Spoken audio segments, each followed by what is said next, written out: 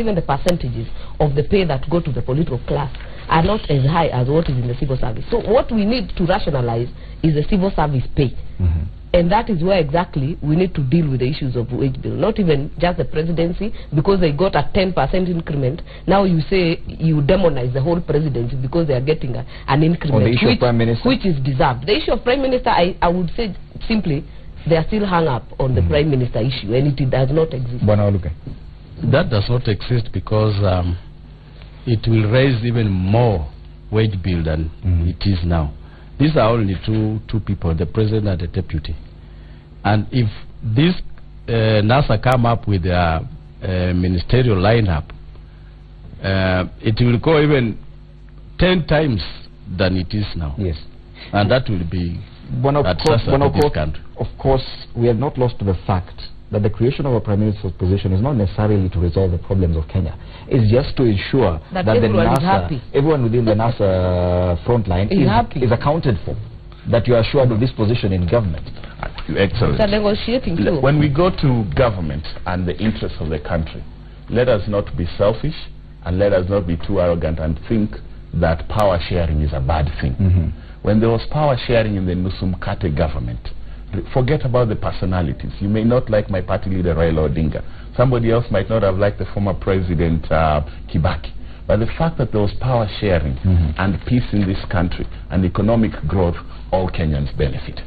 Beating your chest and chest thumping and say, we won, we are in charge, and when your mandate was 50+1, and you're neglecting 49% of the Kenyans, does not create a stable Kenya that leaves all Kenyans. So I would make the link to you that a stable political structure, if we need to look at the constitution and readjust it and create positions that will create a sense of national unity, that creates a sense of balance, and reduces the tension in our politics. These are the same people who are saying right now here, why didn't the president build 5 stadiums? Because Raila and his supporters will meet in the stadium. Why didn't he give the children laptops? Because Raila will use the laptops to spread propaganda. All those kinds. Build in an inclusive system, and then you would have that excuse of Raila.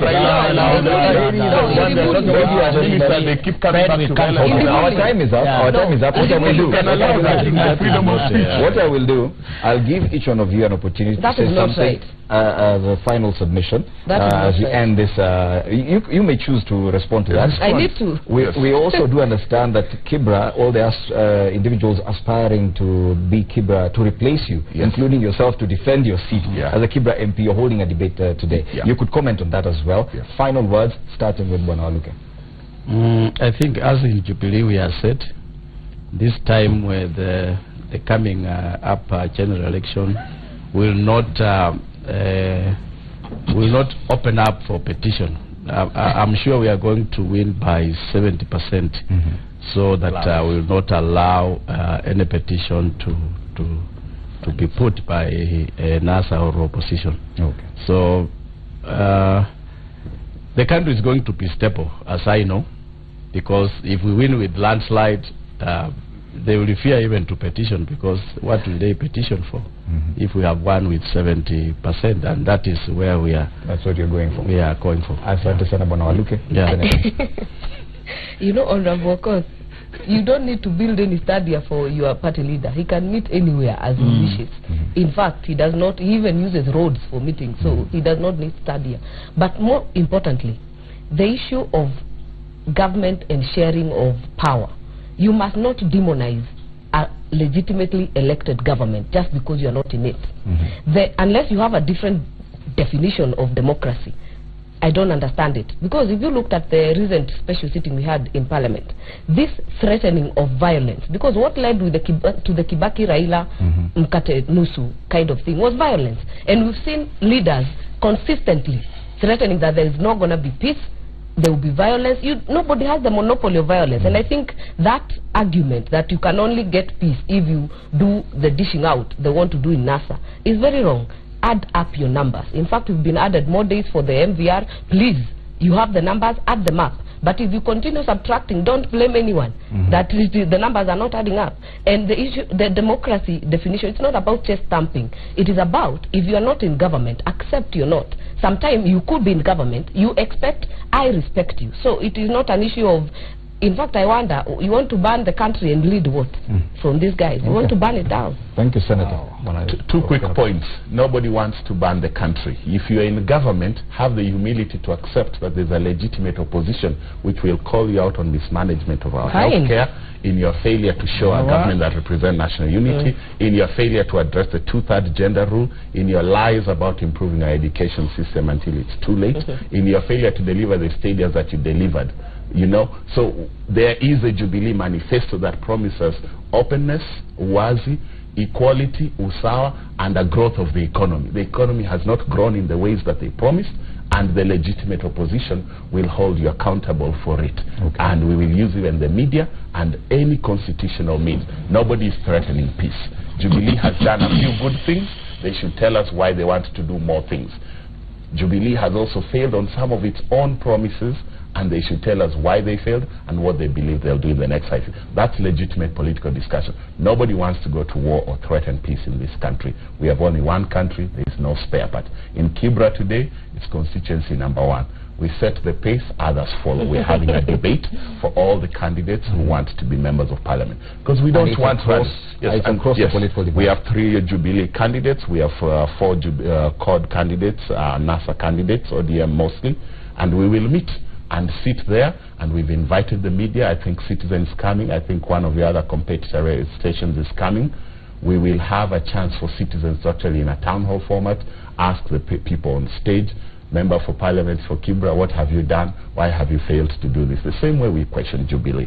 These aspirants, what are you bringing to the table? How will you improve the lives of Kibra? How will you represent them better? So the debate is happening at the AIC Training Institute. We're starting at 10, and that is a new style of politics we want to see. Today? Yes. No major rallies, no fighting, nothing. Sit on stage, answer the questions from the citizens. Finally, Bwana Speaker. First is to wish Okoth, may the Lord anoint your speech today so that you emerge to be the best in the debate. Thank you. Amen. Amen. And that aside, I think my free advice to NASA is they should stop this Valentine kind of campaign. The one that they keep on carrying flowers. Already, I have a feeling that NASA needs some serious prayers. One, up to now, when every time I see Kalonzo Musyoka coming out in the public and say, excuse me, I'm still in NASA. I mean, who doubted you? Why do you keep on, every now and then keep on saying, I am still in NASA. Dear Kenyans, I'm still in NASA. Secondly, every time you see Musalia Mudavadi insisting on Prime Minister, the pot is too hot. And that is why us in Jubilee, our candidate is Raila Amolo Odinga.